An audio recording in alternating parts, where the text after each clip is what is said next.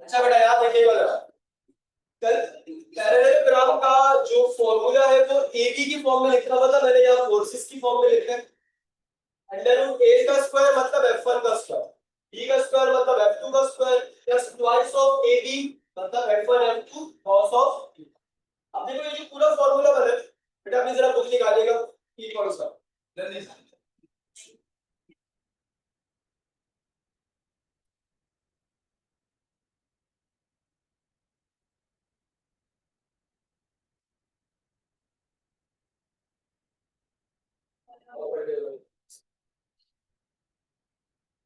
अच्छा बेटा, page number 9 के ऊपर क्वेश्चन नंबर 1 है, आप जरा देखिएगा।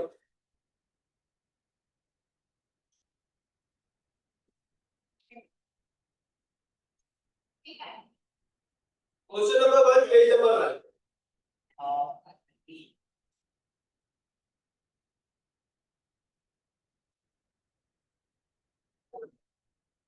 बेटा क्वेश्चन जरा पढ़िए गौर से, क्या कह रहे हो मुझे।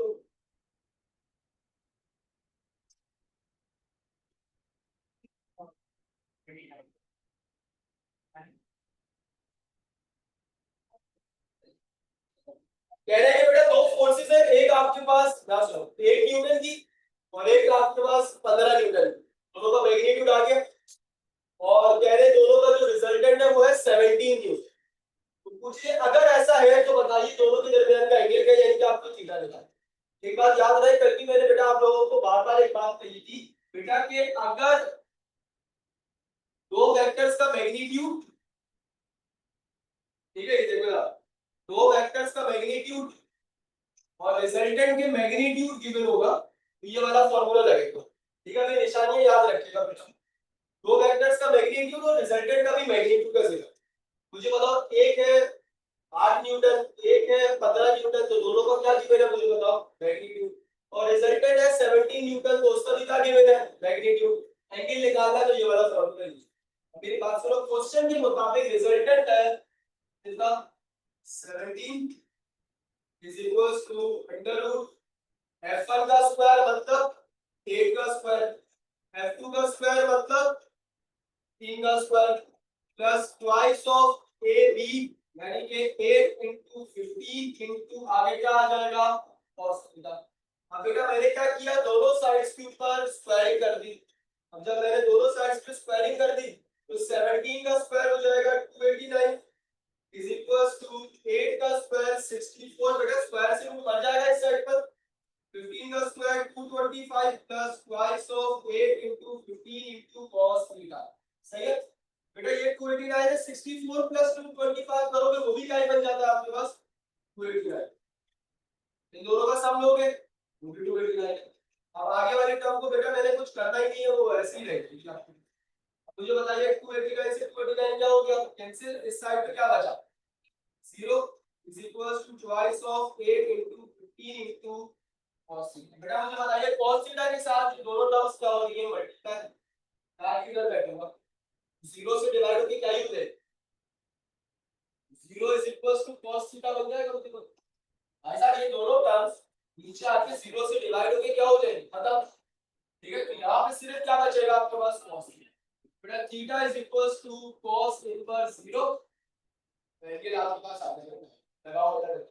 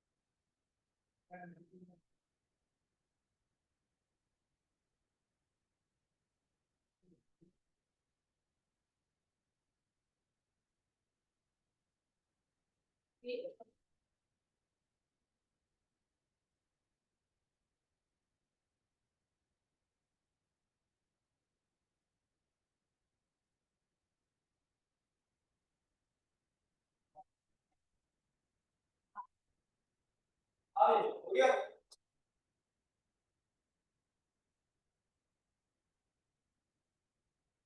क्वेश्चन 3 देखो,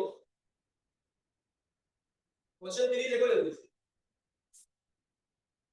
सेम पेज नंबर 9, क्वेश्चन 3। बताओ, सवाल पढ़ो बेटा, बहुत इंपॉर्टेंट सवाल है, 2 दफा आ चुका है आपके पास एनडीएस में। बताइए मुझे क्वेश्चन 3 में क्या कह रहा है। One of the two forces is double. मुझे बताओ, one of the two forces is double, इस जुमले का मतलब क्या याद है। वो कह रहे हैं कि अगर F1 F के बराबर है तो दूसरी फोर्स इसी का डबल है। तो डबल का मतलब 2F कह दूंगा मैं। अब आगे का जुमला पढ़ो sir. And the resultant is equal to the greater force. इसका मतलब इन दोनों का रिजल्टेंट इन दोनों को ग्रेटर के बराबर है। इसका मतलब इन दोनों में से ग्रेटर कौन है, F है 2 है। रिजल्टेंट 2F का मैंने एंगल निकाल लीजिए इन दोनों के दरमियान। अब मुझे अगेन वही बात करो बेटा, दोबारा सुनो बेटा, यहाँ पे सुन लीजिए। क्या कह रहे हैं, F1 अगर F के बराबर है तो सेकंड फोर्स पहली का ही डबल, तो 2F के बराबर हो जाएगा। कह रहे हैं resultant is equal to the greater force, इन दोनों में से जो भी ग्रेटर है रिजल्टेंट उसके बराबर। तो मुझे बात ही बताओ बेटा, मेरी क्या रिक्वायरमेंट पूरी हुई है। दो वेक्टर्स का मैग्नीट्यूड और रिजल्टेंट का भी क्या पता होना चाहिए, पता है। इसका मतलब ये फॉर्मूला यूज कर सकते हैं। अब देखो यहाँ पे ये क्या हुआ, फॉर्मूला किसके बराबर था बेटा, रिजल्टेंट का मैग्नीट्यूड। रिजल्टेंट का मैग्नीट्यूड किसके बराबर है बेटा, 2f के is equal to the under root f1 का स्क्वायर मतलब f का स्क्वायर, f2 के स्क्वायर का मतलब क्या होगा यार देखो, 2f का square plus twice of f1 f2 cos theta. ये होगा बेटा, ठीक है। अब मैंने क्या किया बेटा, दोनों साइड्स पे स्क्वायरिंग कर दी। स्क्वायरिंग 2f का स्क्वायर क्या होगा, 4f स्क्वायर। यहाँ पे स्क्वायर से रूट कैंसिल, ये बचेगा f स्क्वायर। ये क्या बनेगा 4f स्क्वायर। ये पूरी टर्म एज इट इज पहले की तरह बेटा छाप। अब मुझे बताओ, ये बना 4f square is equal to f square plus 4f square, क्या बनेगा मुझे बताओ, 5f square is equal plus. अब बेटा ये बना आपके पास, मेरी बात सुनो, 2f और दूसरा भी क्या है मुझे बताओ, 2f cos थीटा। बेटा मुझे बताइए, ये 5f स्क्वायर पॉजिटिव है इस साइड पर आगे तो ये बनेगा 4f square minus 5f square is equal to 2f multiply by 2f, क्या बनेगा 4f स्क्वायर cos थीटा। बेटा ये क्या बनेगा माइनस f स्क्वायर। बेटा 4 माइनस 5 इज -1, तो माइनस का f square is equal to 4f square cos theta. बेटा ये f स्क्वायर से f स्क्वायर क्या होगा, यहाँ बचा -1 और यहाँ पे क्या बचा 4 cos थीटा। बेटा 4 यहाँ मल्टीप्लाई हो रहा है, नीचे आके क्या हो जाएगा, तो मुझे बताओ cos को अलग करो, theta is equals to cos inverse -1 upon, देखो ऑप्शन दी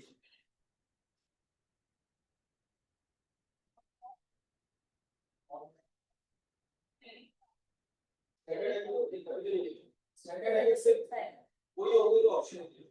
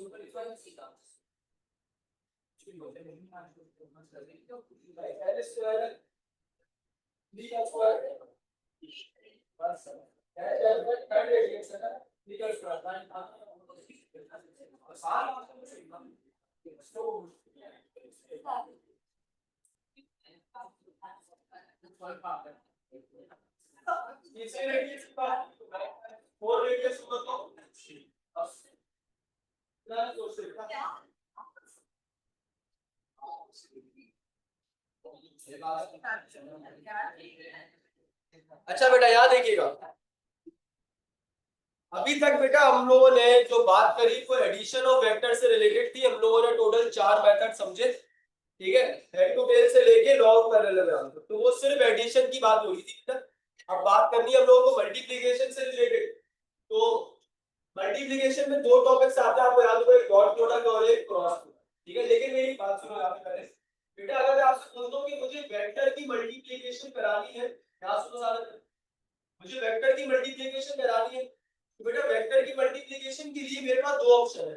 या तो मैं इस वेक्टर को स्केलर से मल्टीप्लाई करवा दूं पहला, या तो इस वेक्टर को किससे मल्टीप्लाई करा दूं, वेक्टर से। मैं 2 ऑप्शन क्या बोल रहा हूं आपसे, या तो इस वेक्टर को मुझे मल्टीप्लाई करवाना है वेक्टर, वेक्टर की ऐड करनी है, मुझे इस वेक्टर को मल्टीप्लाई करवाना है ऑप्शन 2 में, या तो इस वेक्टर को किसी स्केलर से मल्टीप्लाई करवा दो, या तो इस वेक्टर को किससे ही मल्टीप्लाई करवा दो। बेटा पहला ऑप्शन ये रहा, वेक्टर को स्केलर से मल्टीप्लाई करना। बेटा वेक्टर जब स्केलर से मल्टीप्लाई होता है तो आंसर हमेशा ही क्या आता है, वेक्टर। सर अभी कैसे बताओ, अभी बात मैं आपसे क्या कह रहा हूं, जब भी किसी वेक्टर को किसी भी स्केलर से मल्टीप्लाई कराओगे तो आंसर हमेशा क्या ही आएगा, वेक्टर। आप सुनो, ये रूल नंबर 1 हो। तो पहले रूल के मुताबिक कोई भी वेक्टर किसी स्केलर से मल्टीप्लाई होगा, आंसर क्या आना चाहिए है, मुझे बताओ। वेक्टर को एग्जांपल लो, ये देखो बेटा, न्यूटन के सेकंड लॉ के मुताबिक फोर्स मास के बराबर होती है। अब मुझे बताओ इसके अंदर मास क्या है, स्केलर, ये सुना और सुना, मास क्या है, स्केलर, ये। लेकिन मास किससे मल्टीप्लाई हो रहा है, और एक्सेलरेशन क्या है, वेक्टर। स्केलर वेक्टर से मल्टीप्लाई हो रहा है, और आंसर में क्या दे रहा है, फोर्स।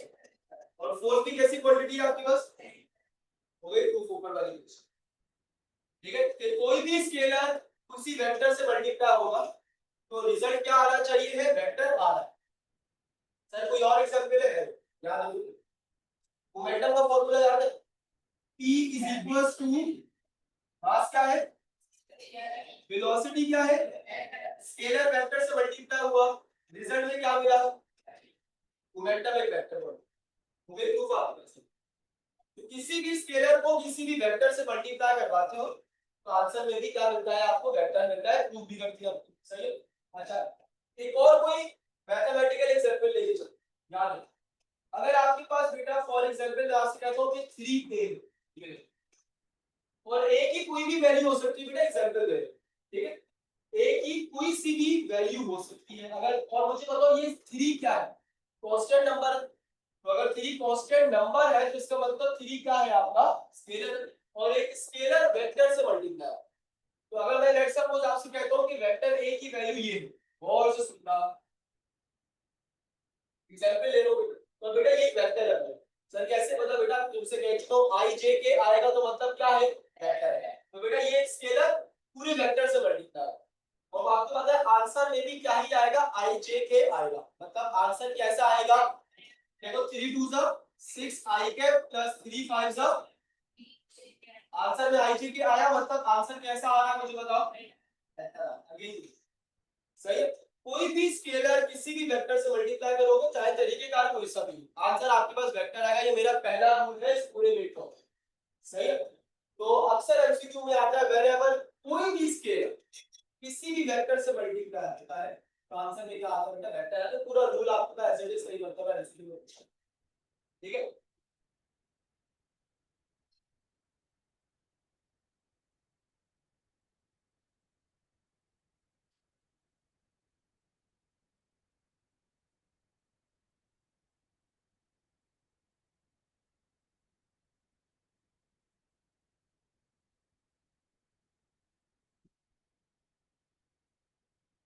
ठीक है बेटा, ये मेरा पहला रूल था जो कि मैंने आप लोगों को एक्सप्लेन किया। मुझे बताओ और कोई एग्जांपल दे सकते हो आप, अगर आपसे पूछूं कि कोई और फॉर्मूला है जिसकी एग्जांपल तुम्हें याद हो, जिसके अंदर आंसर वेक्टर आ रहा हो लेकिन ये दोनों आपस में स्केलर है, कोई और एग्जांपल है, ऐसे एग्जांपल है मैं आपको बता दूं, मैंने उससे पहले 3 तुमसे डिस्कस कर लिया, और कोई एग्जांपल है तो बताओ। और के अंदर क्या होगा है,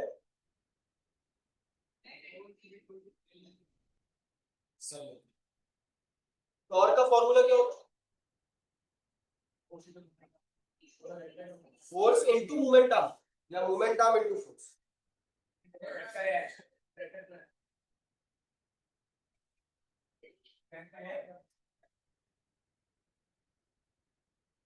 बेटा ये चीज कभी ये नहीं हो सकती, जिंदगी भर याद है, ये कभी ये नहीं हो सकता और ये कभी ये डॉट प्रोडक्ट नहीं हो सकता, a dot b is always equals to b dot, बल्कि a क्रॉस b कभी b क्रॉस a के बराबर नहीं, सही है। Momentum into force, not force into momentum, तो टू है पहली बात। और बेटा मुझे एक बात ही बताओ यहाँ पे कि ये वेक्टर, ठीक है, और ये दोनों वेक्टर्स, तो इसका मतलब टॉर्क इस एग्जांपल में नहीं, ठीक है, क्योंकि बेटा मैंने आप लोगों से क्या कहा था, एक किसका होना जरूरी है, स्केलर का होना, ये एग्जांपल तो उसके अंदर दे दो, और कोई और एग्जांपल है तो जल्दी से बताओ, टाइम कम है।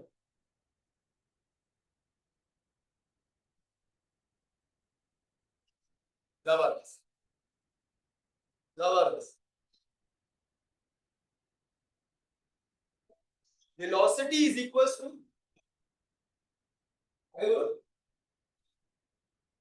डिस्प्लेसमेंट डिवाइड बाय मल्टीप्लिकेशन का,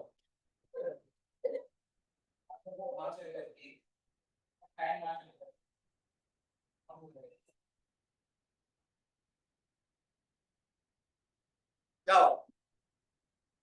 मुझे लगा कि अच्छा अच्छा डेंसिटी, डेंसिटी किसके बराबर होती है, mass upon,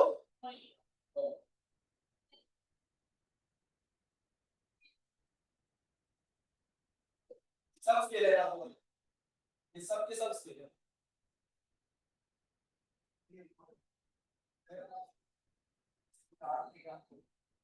S is equals to R,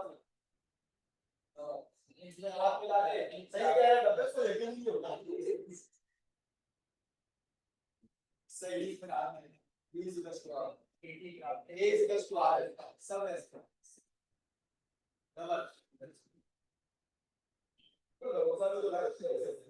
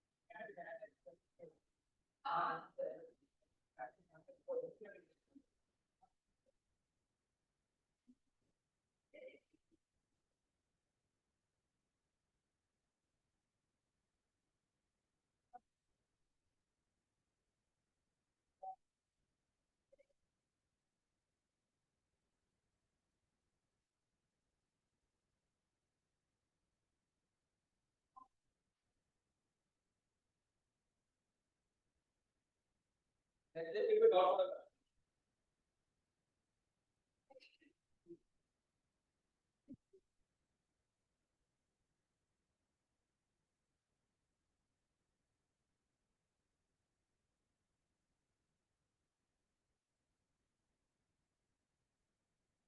capital बेटा बहुत सारे आ गए कैपिटल बताइए s is equals to r theta v is equals to r होगा a is equals to r है और सब इसके सब में h अच्छा जी ये बताओ बेटा सेकेंडली याद रखो मुझे बताओ पहले रूल के मुताबिक वेक्टर को किससे मल्टीप्लाई कर रहा था अब जरा उल्टा करो बेटा अब वेक्टर को किससे ही मल्टीप्लाई करूंगा सही है अब बेटा जब भी कोई वेक्टर किसी वेक्टर से मल्टीप्लाई होता है तो रिजल्ट में मेरे पास स्केलर भी आ सकता है रिजल्ट में मेरे पास क्या भी आ सकता है लो क्या बोला बेटा मैंने आपसे अब अगर कोई वेक्टर किसी वेक्टर से मल्टीप्लाई होता है तो रिजल्ट में मेरे पास स्केलर भी आ सकता है रिजल्ट में मेरे पास वेक्टर भी आ सकता है सर पता कब चलेगा क्या कब क्या आएगा बेटा उसका रूल देखो अगर आपके पास पहली वाली शर्त के ऊपर चलते हैं अगर मैं आपसे कहता हूं बेटा कि कोई वेक्टर याद रखो बेटा मेरे साथ अगर कोई वेक्टर किसी वेक्टर से मल्टीप्लाई हुआ है और रिजल्ट में पहला वाला रिजल्ट जनरेट यानी कि क्या आ रहा है स्केलर तो this is called your dot product ये होता है आपका डॉट प्रोडक्ट का दूसरा नाम स्केलर प्रोडक्ट भी होगा यानी कि स्केलर प्रोडक्ट का मतलब क्या है, रिजल्ट में क्या आ रहा है मुझे बताओ, स्केलर आ रहा है। जब भी कोई वेक्टर वेक्टर से मल्टीप्लाई हुआ तो रिजल्ट में क्या आ गया आपके पास, स्केलर आ गया। This is your dot product या स्केलर प्रोडक्ट। क्यों? अच्छा बेटा तुमने ये सोचा कि दो अलग अलग रिजल्ट कैसे जनरेट हो, तरीके कार अलग अलग। अगर आप डॉट ऑपरेशन लगाओगे, सुनना सुनना, अगर आप डॉट ऑपरेटर लगाओगे, ये ऑपरेटर है, इसको हम लोग मेथड नहीं कहते बेटा, ये ऑपरेटर है। अगर आप डॉट ऑपरेटर के मुताबिक सॉल्व करोगे तो रिजल्ट हमेशा स्केलर है। और अगर आप क्रॉस ऑपरेटर के मुताबिक सॉल्व करोगे तो रिजल्ट हमेशा क्या आएगा, ये असल में ऑपरेटर्स है, ये फिजिक्स के ऑपरेटर्स है। जैसे मैथ्स के अंदर आपके पास ऑपरेटर्स होते हैं मल्टीप्लिकेशन डिवीजन। तो देखो अगर आप डॉट ऑपरेटर लगाते हो, क्या कह रहा हूं मैं आपसे, अगर आप डॉट ऑपरेशन करवाते हो तो result always will be same. ठीक है, और अगर आप उसी को उल्टा करते हो, यानी कि अगर आप वेक्टर को वेक्टर से ही मल्टीप्लाई करो और रिजल्ट में भी क्या ही आ जाए, ये है टॉर्क की एग्जांपल जो अभी मैं डिस्कस कर। ठीक है, तो ये क्या है आपके पास, क्रॉस ऑपरेटर। ठीक है, अब अगर आप बेटा सिर्फ तरीकेकार अलग अलग है, मैंने आपसे बोला तरीकेकार अलग अलग है सॉल्व करने के, यहाँ पे रिजल्ट वेक्टर आ रहा है, यहाँ पे रिजल्ट स्केलर। ठीक है, अच्छा मुझे इस ऑपरेटर की एग्जांपल्स तो मजा आ रहा था बेटा। Vector is a dot product of force and displacement. सही है, वेक्टर वेक्टर से मल्टीप्लाई हुआ, डॉट ऑपरेटर लगा, आंसर क्या आया, स्केलर। ठीक है, वेक्टर स्केलर क्वांटिटी होती है। अच्छा, power is a dot product of force and velocity. देखो ठीक है, पावर अगेन स्केलर है, फोर्स वेक्टर है, वेलोसिटी भी क्या है वेक्टर, डॉट ऑपरेटर लगाया, आंसर स्केलर। इसकी एग्जांपल अभी टॉर्क डिस्कस कर रहे थे, मूवमेंट ऑफ क्रॉस फोर्स। ठीक है, इसकी कौन एग्जांपल बताओ, क्रॉस पढ़ चुके हो।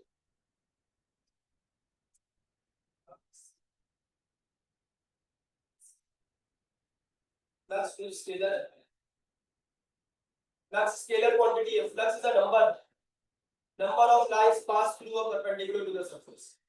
अब मुझे बताओ क्या है बेटा, एंगुलर मोमेंटम भूल गए, angular momentum is a cross product of r cross p, momentum and linear momentum.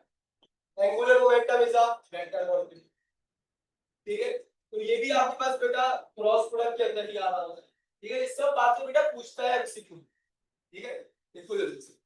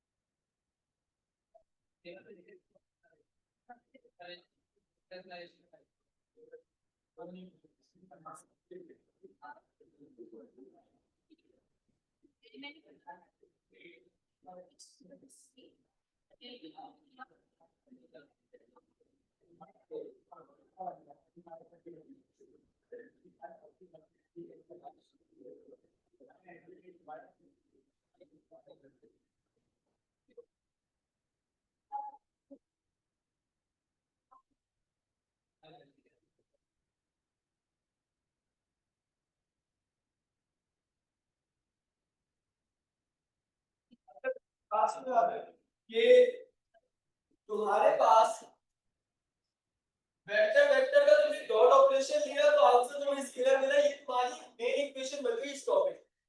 अब लेट्स सपोज अगर तुम पूरी एग्जांपल लेके चलते हो, यहां देखो एक मिनट, लेट्स सपोज ये वेक्टर ए बीच में डॉट और दूसरा वेक्टर कोई भी बी, ये बन गया ए डॉट बी। अब ये ए डॉट बी जो है किसके बराबर होना चाहिए, स्केलर के। तुमने बोल दिया बेटा कि ये a डॉट b बराबर है ab cos थीटा के, तुम लोग यही फार्मूला यूज कर रहे हो। वेक्टर का ये फार्मूला होता है fs cos theta. cos theta ये क्यों आता है,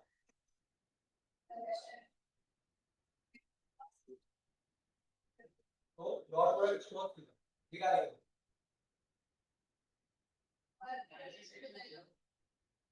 तो ये जो cos थीटा क्यों आता है, sin क्यों नहीं आ रहा है,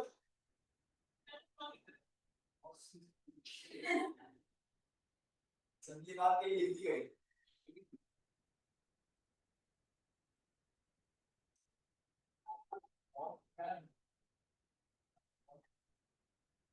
तो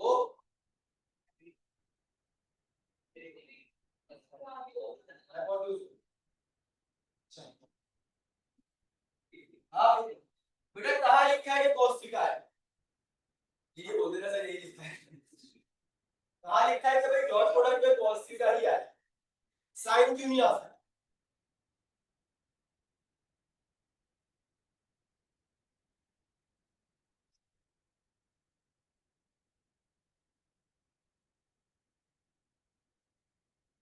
अच्छा बेटा एक बात सुनो आप लोग,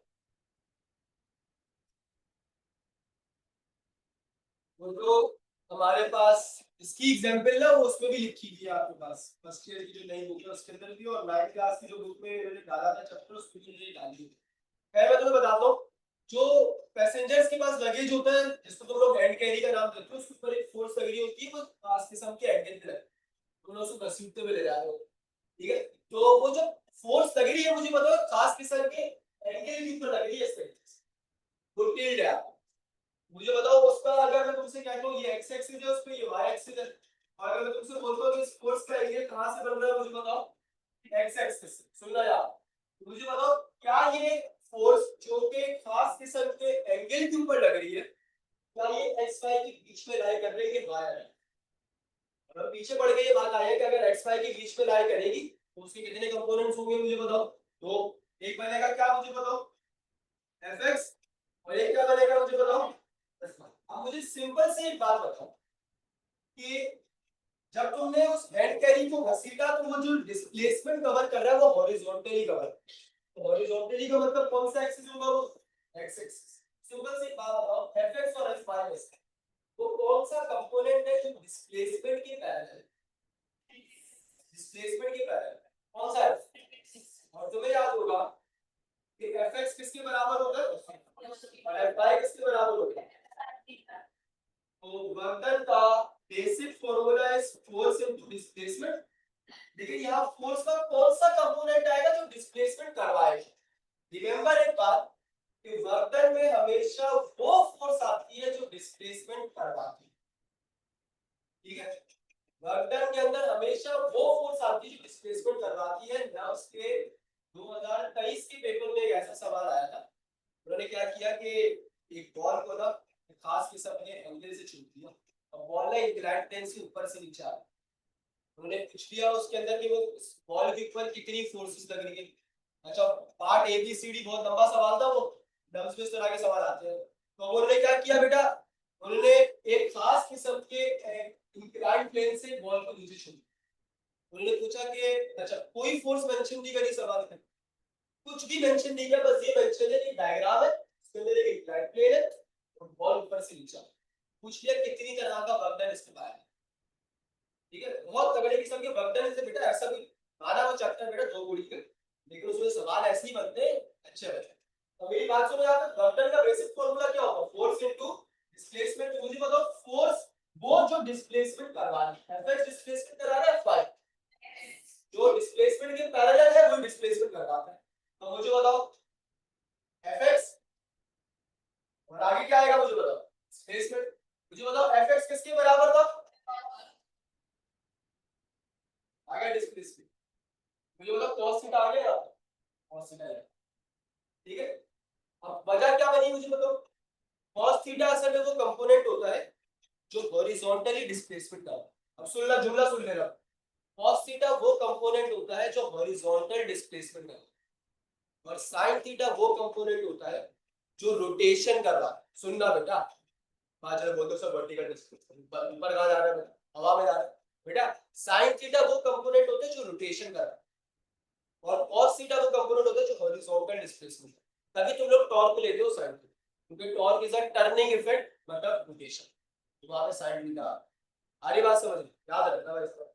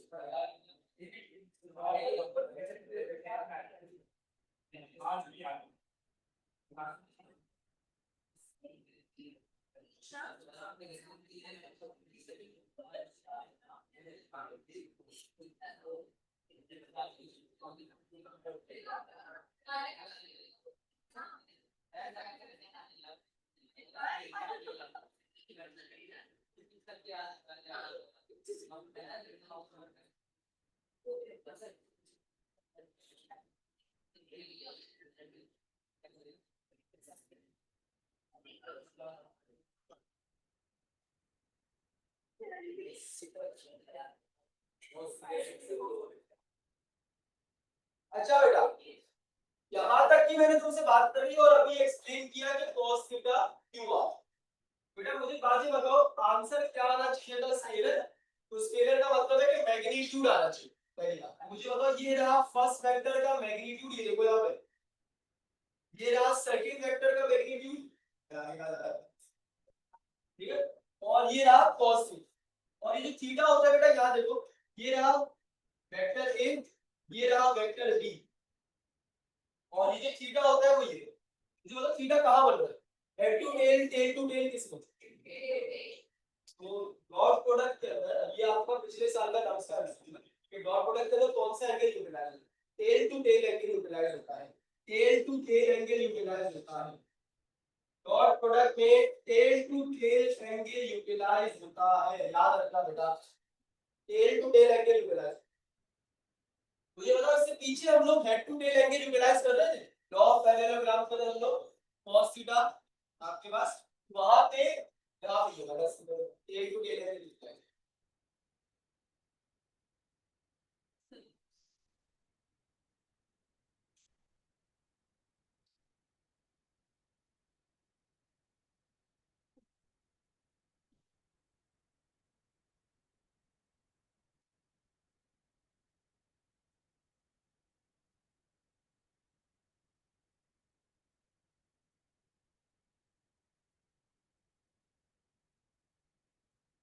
अब अभी तुमने पीछे देखा बेटा कि ए डॉट बी जो है वो तीन चीजों के ऊपर डिपेंड करता है, ठीक है?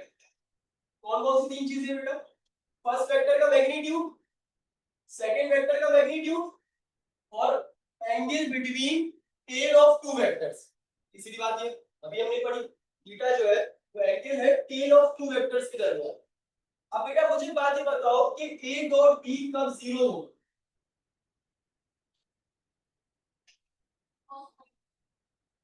भाई की ये और बात पूछ, बहुत सारी चीजें पूछो, ठीक है, मान ली तीन चीजों के ऊपर डिपेंड करता है, सही है? मुझे बात ये बताओ, सबसे पहला ऑप्शन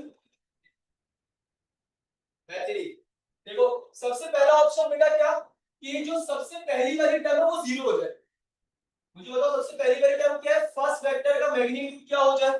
जीरो। मेरी बात सुनो यार, फर्स्ट वेक्टर का मैग्नीट्यूड जीरो, और बाकी आगे वाली दो टर्म्स का मेरा भी लेना देना ही नहीं, मेरी सिर्फ पहली टर्म की बात। फर्स्ट वेक्टर का मैग्नीट्यूड जीरो होने का मतलब है वेक्टर ए का कौन सा वेक्टर हो बेटा? नल वेक्टर याद है, नल वेक्टर बता दें, इसका मैग्नीट्यूड जीरो होता है हमेशा, यानी कि फर्स्ट वेक्टर का मैग्नीट्यूड जीरो हो जाए मतलब फर्स्ट वेक्टर का कौन सा वेक्टर हो आपके पास? पहला, ये पहला ऑप्शन। दूसरा ऑप्शन ये सेकंड वेक्टर का मैग्नीट्यूड जीरो हो जाए, यानी कि सेकंड वेक्टर का भी कौन सा वेक्टर हो मुझे बताओ, नल वेक्टर हो, ठीक है। और तीसरा ऑप्शन ये जो तुम लोग अभी कह रहे थे कि ये वाली टर्म जीरो है सर, ये वाली टर्म का मतलब ये cos थीटा वाली टर्म, cos थीटा वाली टर्म क्या हो जाए बेटा, जीरो। cos थीटा कब जीरो हो रहा है बेटा, अभी तुम लोग बता रहे हो मुझे, cos इनवर्स जीरो कब हो रहा है बेटा, कौन से एंगल पे, और 90 डिग्री का बच्चे मतलब क्या याद रखो कि ये दोनों की टीम के दरमियान 90 डिग्री का एंगल हो, ये देखो याद रखो, वेक्टर ए ये रहा, वेक्टर बी ये रहा, और tail to tail angle is 90। अब सुनो बेटा देखो, सेम बोर्ड के पास तो वैसे भी अल्फाज तो होते ही हैं, ठीक है, बाकी बोर्ड्स के बारे में बात करते हैं। देखो सेम बोर्ड तो उसको परपेंडिकुलर का लफ्ज कह के आगे बढ़ जाओ, ठीक है बेटा, उनके पास से आगे इंग्लिश की वोकैबुलरी खत्म हो गई, जैसे तुम लोग भी 200-300 लफ्ज आते हैं, उनके पास भी अल्फाज की कमी है। देखो मुझे बताओ सबसे पहली चीज, ये परपेंडिकुलर वेक्टर सही है, और 2-3 मर्तबा मुख्तलिफ यूनिवर्सिटीज में अलग अलग नाम से इसको कहा गया है, जरा सुनो। फेडरल बॉडी नाम बात करेंगे उसको तुम्हें इसका नाम ऑर्थोगोनल वेक्टर भी मिलेगा, जो कि नर्व से एक मर्तबा यूज भी किया, ऑर्थोगोनल वेक्टर, ठीक है। यानी कि उसमें ऑप्शन में क्या बोला होता है, two vectors are orthogonal to each other, orthogonal vector लिखो, ठीक है। और तीसरी चीज ये कि कौन सा वाला वेक्टर हो जाए मुझे बताओ, नॉर्मल वेक्टर, ठीक है। ये तीनों चीजें मैंने आपको बता दी, तीनों अल्फाज कहीं ना कहीं आपको कहीं ना कहीं सही है, कॉपी करो।